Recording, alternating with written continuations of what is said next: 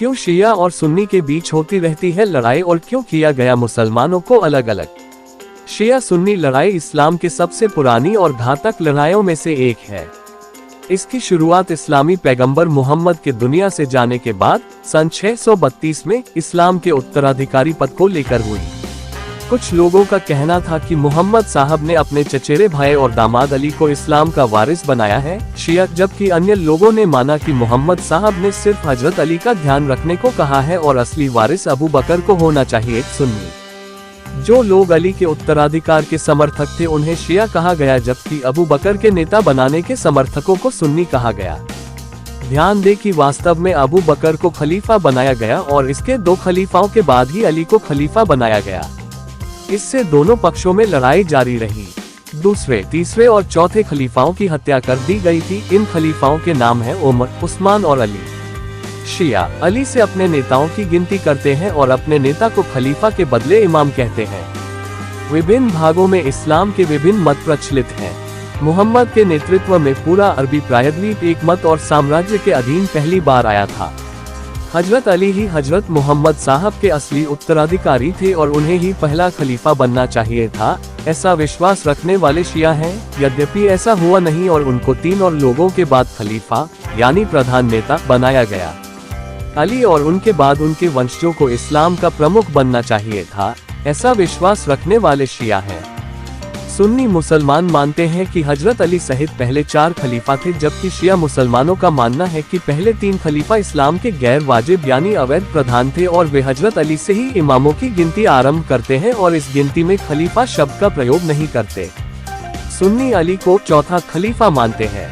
हालांकि अली या उनके परिवार में से किसी ने पहले 3 खलीफा का कभी विरोध नहीं किया और पहले 3 खलीफा के मृत्यु के पश्चात जब अली मुसलमानों के खलीफा बने तब भी उन्होंने ये दावा नहीं किया कि उन्हें पहला खलीफा होना चाहिए था। ये सिर्फ उत्तराधिकार का मामला था और हजरत अली भी कई वर्षों के बाद खलीफा बने पर इससे मुस्लिम समुदाय में विभेद आ गया जो सदियों तक चला। आज दुनिया में सुन्नी बहुमत में है पर शिया विश्वास ईरान, इराक समेत कई देशों में प्रधान है।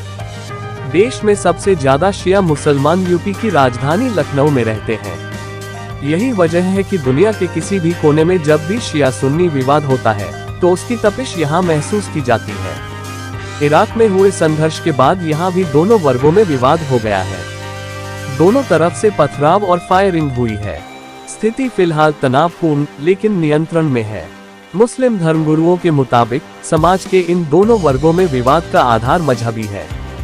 दोनों इस्लाम, कुरान और शरीयत को मानते हैं, लेकिन पैगंबर मोहम्मद पर इनकी राय जुदा है।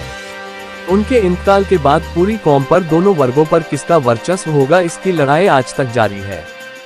दोनों के रीति रिवाज, रहन सहन, धार्मिक मान्यताएं भिन्न हैं। हजरत अली को शिया और पैगंबर मोहम्मद को सुन्नी अपना खलीफा मानते हैं।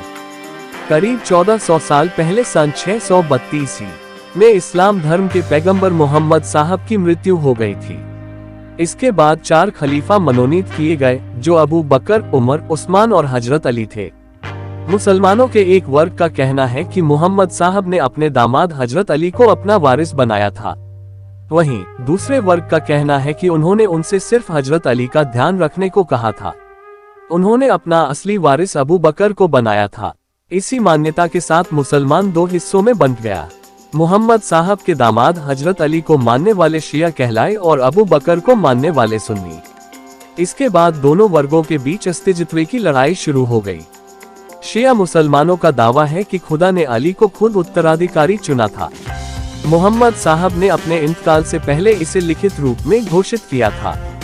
सुन्नियों ने कुरान से छेड़छाड़ कर इस फैसले को बाहर निकाल दिया। इसे आज तक सही नहीं किया गया है। सुन्नी धर्मगुरु फरंगी महली मौलाना खालिद राशिद के मुताबिक पैगंबर को शिया अपशब्द कहते हैं। उनकी मजलिसों में उनकी बुराई की जाती है। इसी वजह से हमारे बीच विवाद होता रहता है। हमने इसे खत्म करने की कई बार कोशिश की है। शिया वर्ग के लोगों से गुजारिश की गई कि हम अपना अपना मत माने और एक दूसरे के विचारों का सम्मान करें, लेकिन वे नहीं मानते हैं। उनके द्वारा हमारे मजहबी जज्बात को भड़काया जाता है। शिया धर्मावलंबी मोहसिन रजा के मुताबिक इस विवाद पर जिरह होनी चाहिए, न कि इस तरह का खून खराबा। मोहम्मद साहब ने हमें कुरान जैसा ग्रंथ दिया है। ये कभी खून खराबे की बात नहीं करता। यदि इराक में इनका मकसद कब्जा करना था तो सरेंडर करने वालों को क्यों मारा जा रहा है? इससे साफ हो जाता है कि केवल हिंसा फैलाना ही इन लोगों का मकसद है।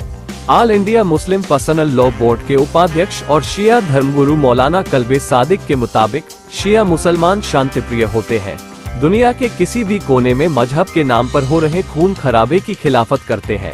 शिया धर्मगुरु मौलाना कल्बे जव्वाद का मानना है कि दुनिया में सैकड़ों मजहब है, इनके नाम पर जब खून खराबा होता है तो यह इंसानियत का कत्ल होता है।